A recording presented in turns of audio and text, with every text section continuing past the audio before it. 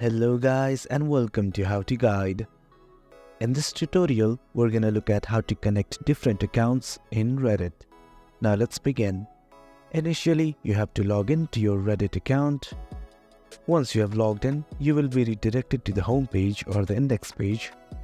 From here, on the top right, you will find your username. Simply click on it and go to user settings.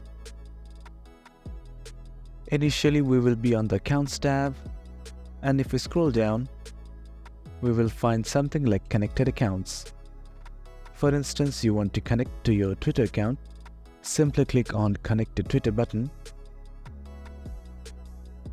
Now input your Reddit username and password, and click on Authorize App. Now you will have to enter your Twitter credentials. You can sign in with Google or Apple ID.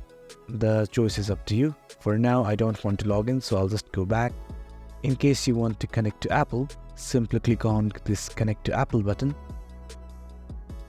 and enter your Reddit password. Now a new pop-up will open and it will ask you to enter your Apple ID. It will prompt you to enter your password and simply authorize from your Apple device.